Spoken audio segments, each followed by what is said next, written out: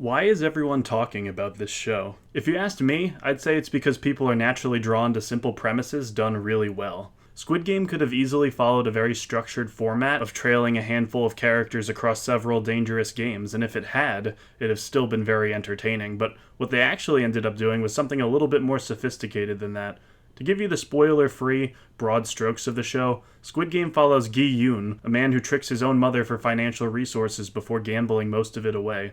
And this has gotten him in trouble more often than not, with him having to consistently weave his way around debt collectors just to make it by. Opportunity comes in a very interesting format when he's invited to take part in a sketchy contest consisting of several different challenges that could give him all of the financial stability he could dream of, yet has stakes no one could have known about. How these games are conducted and the purposes of the staff doing them in the first place are a plot point all their own, so without giving anything away, just know that people from all walks of life end up risking their necks for the grand prize of 45.6 billion won, which equates to about 17 American dollars. Things quickly get tense as the participants find out the stakes of the games themselves, with all of them having been selected because they were in serious debt for one reason or another. Some even think that it might actually be preferable to the cold, unforgiving situations they've put themselves in, and if all of that sounds really dark, it is, but there's definitely a big dose of anime-styled optimism and edge to Squid Game, and normally I'd say that whether or not that's good is going to fall down to your personal taste, but between the occasional unnecessary levity from the main character and a lot of the familiar tropes towards the end, I felt as if they didn't borrow from anime entirely in a way that's beneficial for the show. There is still nuance and sophistication to the cast, don't get me wrong, but there is a tendency to go into territory that's overly familiar. Familiar isn't inherently a bad term though. You've seen lots of these character archetypes in other television shows, but it's hard not to appreciate how well it's done here. Apologies for any upcoming mispronunciations. Cho Sang-woo is a cold, calculated investor that's not only distant from everyone else, but reluctant to even give advice on upcoming games. Jang Duk-soo is a thug who struggles to garner loyalty in any way outside of sheer intimidation. And Abdul Ali, the dependable and too good for this world immigrant who always lifts your spirits when he's on screen. God bless him. The way these characters make it past some of these games really reflects their personality. One person might be more straightforward in their approach, playing equal parts carefully and considered, whereas another might be more dubious in their methods to increase their odds of winning when the guards aren't looking. The cast of this show gets under your skin faster than you could anticipate, and before you know it,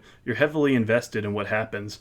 Outside of just the competition itself, there's also a subplot involving a secret side hustle some of the staff have, and another involving a cop that gives some interesting texture into how the whole thing is run in the first place. Some side stories don't impact the overall narrative as much as they should, and while they're interesting all their own, it'd have been nice to see a bigger effect on the main plot from the smaller threads. Not to mention that seeing more of the schemes and conniving that a staff like this could be capable of would have made for very interesting television. It's not completely untapped potential, but it doesn't go as deep as it should. Regardless, Squid Game is really good at planting the seeds for upcoming twists and turns later on in the story. Besides a handful of stumbles, it so smartly uses its screen time to give depth and dimension to the people in these games that whether or not they make it out alive actually matters to us. If someone bites the bullet in any of these competitions, it's not out of sheer randomness or chance, it's because of a flaw that's central to their character. And I can't express enough how relieving it is to see storytelling that understands how to do this well after so long. Let's be perfectly honest, it's nice to take a break from how bad lots of movies in the West are today. I didn't feel as if the director behind this had some sort of grudge towards the audience or anything like that. I wish it wasn't a relevant enough issue that I had to point this out as a plus, but hey, that's the boat we're in. It's difficult to imagine how they'll continue to iterate on this show in future seasons because the format of showing us the games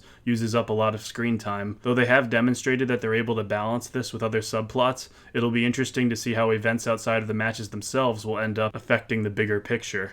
It doesn't strike me as the kind of show that could just go on for an infinite amount of episodes, and it might even benefit from covering entirely new characters and settings with the same general premise between them. If Netflix wants to base the entire direction of the series based on what one small YouTuber said, then hey, there you go. Squid Game cannot help but be iconic.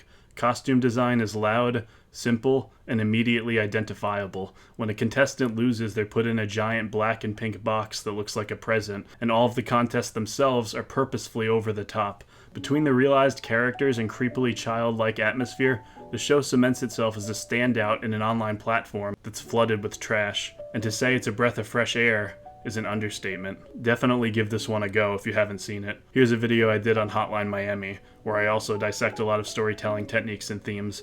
It's something you've heard many times in the past, yes, but since my videos don't get recommended on here as much as they used to, I really do ask that if you enjoyed what you saw today, please do like the video, leave a comment, and subscribe to the channel. There's also a link to my Discord server in the description, so if that sounds like your thing, feel free to join. Thanks so much, and have a wonderful night. Bye-bye.